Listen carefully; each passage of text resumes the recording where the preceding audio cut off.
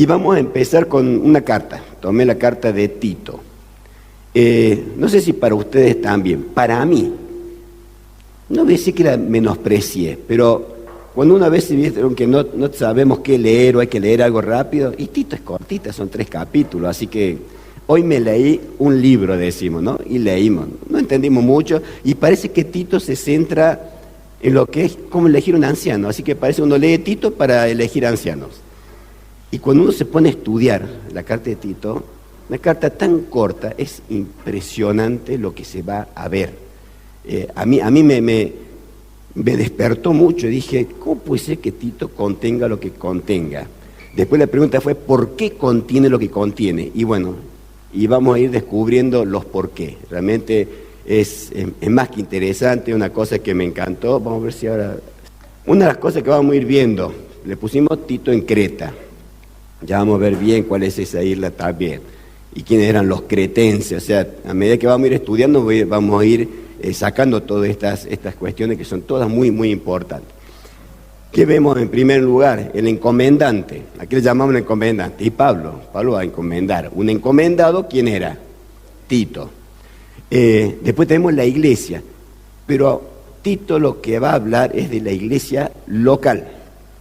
Eso es lo lindo que tiene. No estamos hablando de la iglesia universal. Es una carta dirigida específicamente a una iglesia local. Y tiene mucho que ver la sociedad donde esa iglesia local estaban inmersa, así que eso era más que importante. Creta, esa es la isla de Creta, es una de las islas más grandes que hay en esa zona. Vemos ahí las dimensiones, tal vez no nos podamos dar una idea muy bien, después voy a poner otro mapita que nos vamos a orientar más. 8.500 kilómetros cuadrados, la longitud de 360 kilómetros de largo. Después tenemos de ancho 63, evidentemente está tomada la parte más gordita y la parte delgada. Es una isla muy grande, es una isla que tiene muchas ciudades. Entonces eso ya también nos va a estar... Estamos viendo un país ahí prácticamente, ¿no? Entonces había mucho. Tenía su propia reputación, Creta, y eso iba a influenciar muchísimo en lo que era la iglesia en sí. Bueno, esto para que nos orientemos, porque Creta no es Chipre. ¿Estamos de acuerdo? Creta es esto, Chipre es esto, que de repente es la isla que más tenemos presente cuando hacía los viajes Pablo. Chipre está chiquitito y Creta es esta isla muy grande. Evidentemente, de acuerdo a lo que nos va a decir esta carta, Pablo y Tito estuvieron en Creta. ¿Qué tiempo? No sé, pero el capítulo 1, el versículo 5, que es el clave que tiene este libro, nos marca eso, dice, por esta causa te dejé en Creta.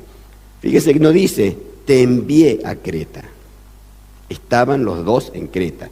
Pablo tuvo que irse y lo deja a Creta, a Tito en Creta. Él se va y desde donde estaba le escribe la carta, por esta razón te dejé, y le da las instrucciones. ¿Se dan cuenta? El apóstol evidentemente tenía su propio concepto de la gente de Creta, pero aparte la sociedad tenía ya ellos se habían hecho una reputación y no era nada buena, ¿no? En el mismo Imperio Romano lo que pensaban de los cretenses, de hecho le llamaban sos un cretense y tenía un sentido, era una persona mentirosa, pero para ellos era toda una cuestión cultural, ¿no? Y todo lo que tenía, pero eso ya lo vamos a ir viendo más adelante. Aproximadamente fue escrita en el 64 a 67 después de Cristo. O sea, si nos ponemos a ver, son una de las últimas cartas que Pablo escribe. Fíjense de este detalle. Esto que vemos acá son los viajes de Pablo, ¿verdad? Son los 3 viajes de Pablo. En ninguno de los viajes Pablo viaja a Creta. No hay un viaje a Creta. No. Uno lee los Hechos de los Apóstoles y nunca nos dice que estuvo en Creta. Esta liñita que vemos acá es cuando lo llevaron prisionero, cuando La vez que toca ahí fue con el problema del invierno, que no querían, que le aconsejaban no zarpar por todo lo que había, no entró a evangelizar. Entonces, ¿en qué momento estuvo en Creta Pablo? Esto quiere decir, o nos va abriendo el panorama de algunas cosas. Hechos no es el todo de la iglesia del Nuevo Testamento. Vieron que a veces tomamos Hechos de los Apóstoles como, bueno, acá sacamos todo lo que los apóstoles estuvieron haciendo, creando, formando iglesias, está todo en Hechos. No, no está todo en Hechos. Hechos es un libro que toda la actividad que hicieron los apóstoles está bastante reducida. Nos habla de 2 apóstoles hechos. Pedro, en la primera 12 capítulos de Hechos, habla de Pedro, muy escuetamente también. Uno cree, yo cuando leía, veía como que, acá ve la vida de Pedro, de cómo realmente hizo él al principio. No. Después vemos a Pablo, bueno, Pablo sí ya se explaya más por todo su viaje, pero evidentemente tampoco me está diciendo todo lo que hizo Pablo. Tito no es mencionado en Hechos de los Apóstoles, no es mencionado. La referencia que se está haciendo de Tito es en Tito, en 2 Corintios, en Gálatas y en Timoteo. Es donde se lo nombra ahí a Tito. Pero todo esto que vamos a hablar es como que, ¿qué pasó? ¿Cuándo fue? ¿En qué momento sucedió? Y fue una obra importante que ellos estuvieron haciendo en ese lugar. Y esto simplemente lo que nos ayuda a nosotros es, cuando vamos a estudiar la palabra de Dios y agarramos algunos temas, hay que hacer un abanico de la Biblia. No todo está en el libro que estamos leyendo. Para hablar de Tito tenemos que decir algo y mencionar algo de Timoteo, porque han ido parejo. Timoteo y Tito fueron, Pablo mismo los llama hijos, verdaderos hijos de la fe. O sea, evidentemente Pablo los llevó a los pies del Señor. No sé si a ustedes se les viene rápido por la cabeza decir, pero Timoteo hace la referencia de que y tu abuela y tu madre, pero no está hablando de la salvación de Timoteo, está hablando de la fe no fingida. Y lo que su abuela y su madre le habían inculcado era la existencia de un Dios, porque era de lo que los judíos habían llevado, sus costumbres, sus leyes, y eso lo había adoptado ya Timoteo y lo que tenía presente, Dios existía y todo. Entonces, una fe no fingida, pero lo llevó Pablo a los pies de Cristo, que era lo que él iba anunciando y predicando el Evangelio. ¿Se dan cuenta? Entonces fueron los dos que él mismo lo considera de esa manera. Bueno, Pablo escribe 2 cartas a Timoteo y una carta a Tito. Estas cartas que yo le decía, la importancia, uno dice 3 capítulos, una cosa tan cortita, son tremendamente importantes porque son cartas llamadas pastorales. Las 3 cartas.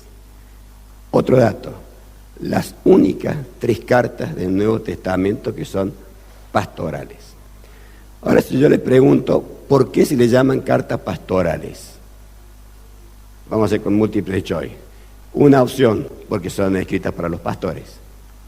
La otra opción es porque fue escrita para la iglesia. Fue escrita para la iglesia local. Es como que fue escrita para la recta Martinoli. La iglesia, hay ancianos, hay pastores, como los queramos llamar, hay diáconos, hay nosotros. Fue escrita para nosotros. Esa es una carta pastoral, una carta que fue dirigida a la iglesia, instrucciones específicas para la iglesia, por eso se llama pastoral. Y tenemos 3. Parece raro, ¿no?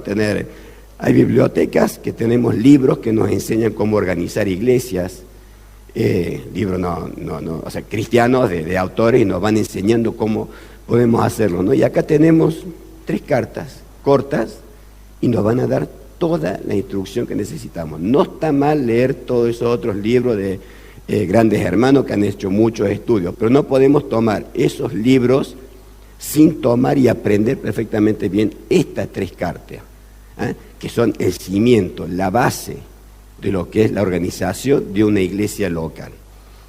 Por eso me pareció tan importante, y más por todo lo que las iglesias estamos viviendo hoy en día, el tener este concepto me pareció muy muy importante. Una cosa que estaba viendo, de acuerdo a lo que Pablo nos va a ir enseñando en las 3 cartas, que nos va dando una impresión de que cuando en una congregación hay carencias o alguna necesidad en particular, no siempre debe verse que esa dificultad está sobre ya sea la organización o el sistema que la iglesia está utilizando. Por eso tiene problemas, decimos. En la forma que la están encarando, entonces la iglesia tiene problemas en esta área, en estas cosas. Y no, lo que nos va a hacer ver Pablo es que la iglesia, cuando tiene algún tipo de estas necesidades, siempre es una necesidad espiritual de la iglesia. Siempre. O sea, cuando hay problemas, hay situaciones, decimos, hay un área que es conflictiva en la iglesia. El área en sí no es el problema. El problema es el miembro, los miembros que están al frente, es la parte espiritual. Entonces, lo que nos va y donde vamos a ver que Pablo siempre va a encarar es hacia la parte espiritual, porque las instrucciones son espirituales, aunque tiene muchísimo de la organización de la iglesia, que está dirigida por Dios cómo organizarla, pero es la parte práctica. Pero me pareció muy importante esto porque a veces durante años uno va culpando a determinadas áreas o actividades y vemos que la actividad, decimos, no fue bien desarrollada o faltó esto o por aquello otro, que la otra iglesia lo hizo. No arranquemos por ahí. Y no estamos diciendo que los hermanos que están al frente no son espirituales en sí, pero sí hay un problema espiritual en el lugar. Entonces hay que encarar por ese lado del crecimiento espiritual de cada uno. Sabemos muy poco acerca de Timoteo y de Tito. Sin embargo, sí nos da una idea, Pablo, que a Tito lo ves más fuerte, tanto en la parte espiritual como en la parte emocional, hasta físicamente, porque vemos que a Timoteo le manda 2 cartas, tiene más precaución, tiene más cuidado, le habla de una manera más. En cambio, a Tito es más una sola, cortita, tajante, y lo puso en una isla tremendamente difícil, en una sociedad muy difícil. Y esto también a mí me fue abriendo los ojos en algunas cosas, como diciendo, a veces uno cuando realiza tareas dentro de la iglesia, y bueno, ¿quién quiere servir? No, veamos también las personalidades de cada uno. Si bien el Señor nos hace hacer cosas que nosotros creemos que no podemos hacer, pero sí hay cierta característica en distintas personas, ya sea en su temperamento, en lo que sea, que le da cierta posibilidad de tener más llegada.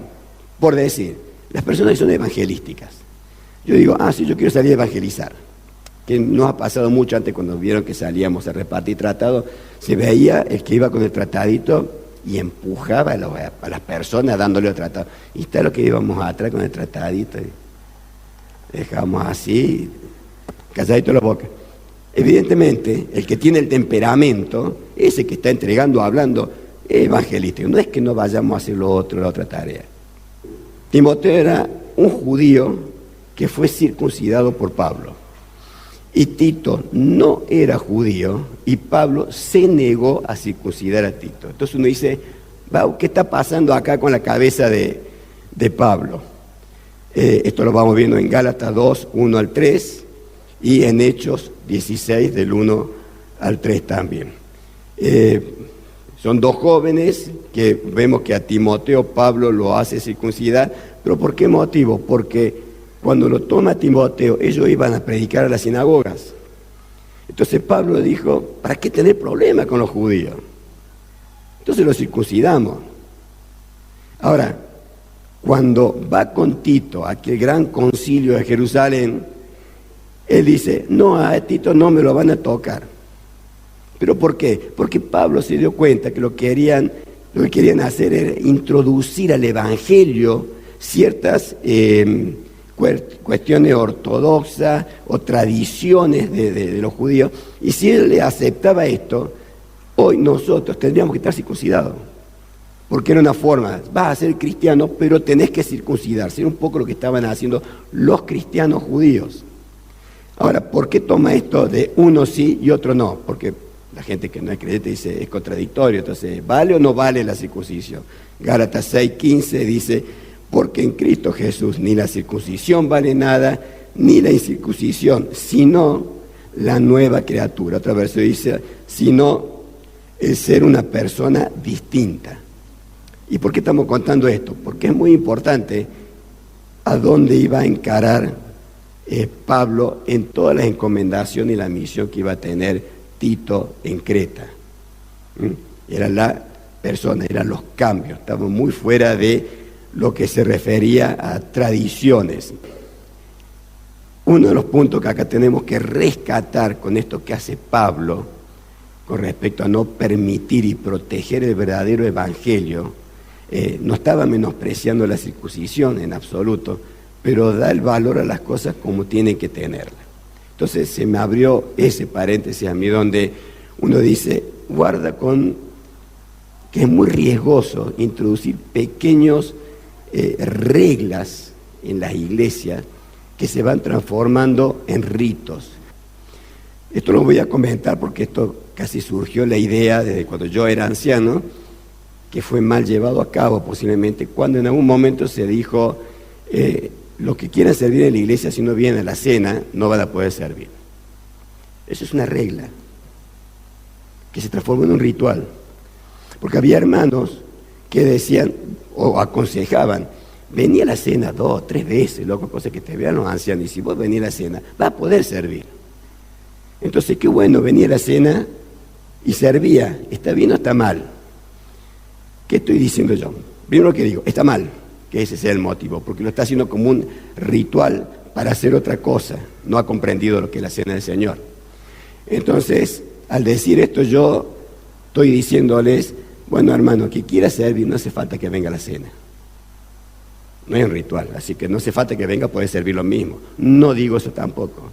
Porque un hermano que sirve en la iglesia del Señor y no cumple un mandato que el mismo Dios al cual Él va a enseñar, le dice, vení, quiero que estés en la comunión y la cena, entonces tampoco está apto para enseñar. De acuerdo a lo que nos va a mostrar esta epístola a nosotros, vamos a ver y tener lo que es la iglesia ideal. Es la iglesia que Pablo, como apóstol, dijo que tenía que organizarse y estar. Y eso es para nosotros, hoy en día. Habla, tiene que tener una organización bien ordenada. Parece redundante, pero hay organización y podemos tener una organización de eventos, de cosas, de actividades, pero eso lo tenemos que organizar, no podemos dejarlo anárquicamente. Sí, en la iglesia tenemos 22 áreas, tenemos esto, tenemos aquello, tenemos lo otro. Bueno, vamos a ver, que vaya surgiendo, que vayan viendo. No. ¿Cómo que vaya surgiendo? Hay que organizarlo. Se puede dejar. Tenemos todo este paquete, ¿y ahora qué hacemos? Cuando queremos armar un mueble y empezamos a sacar. Así está todo, el elemento está. Ahora frenemos y organicemos esto. Esto tiene una posición, una forma, un tiempo. Y eso es lo que estaba diciendo que hace. Primero, tiene que tener una organización bien ordenada. Tiene que tener una buena doctrina fundada en la palabra de Dios. Y es importante, fundada en la palabra de Dios, porque doctrinamos los hombres un montón de cosas. Introducimos doctrinas de hombres, eso lo hicieron los fariseos, y lo hacemos nosotros también. Hay cosas y conceptos que nosotros decimos, sí, esto es, sí o sí un creyente tiene que tenerlo. Bueno, tendrá que tenerlo, pero no lo doctrinemos. La doctrina está basada en la palabra de Dios y es pura en la vida. Esto es una iglesia que está preparada para hacer buenas obras y vamos a ir viendo más detalladamente a qué se está haciendo referencia. Esta imagen del Nuevo Testamento, esta epístola nos presenta y hace un énfasis muy fuerte sobre la importancia del orden de Dios para la conducción de la iglesia. El orden de Dios para la conducción de la iglesia. Y volvemos a apuntar al versículo clave de Tito 1:5. Por esta causa te dejé en Creta para que corrigieras lo deficiente y establecieras ancianos. Fíjense ese pequeño detalle. Bueno, dice, así como yo te mandé, que eso vamos a ver también a qué nos estamos refiriendo. Tito se toma solamente para nombrar ancianos, pero antes de nombrar ancianos está hablando de corregir lo deficiente. Capítulo 1. Vamos a ver cómo Tito va presentando esto. Pablo dijo lo que acabamos de decir, la iglesia tenía que ser una iglesia organizada, y tenemos el versículo 5 del capítulo 1. El capítulo 2 nos va a hacer énfasis en la enseñanza y la predicación. Capítulo 2, versículo 1 de Tito dice: pero tú habla lo que está de acuerdo con la sana doctrina. Entonces habla de enseñanza y predicación. Capítulo 3 nos va a hablar que vemos una iglesia que realiza buenas obras. Dice capítulo 3, versículo 1: recuérdales que se sujeten a los gobernadores, autoridades, que obedezcan, que estén dispuestos a toda buena obra.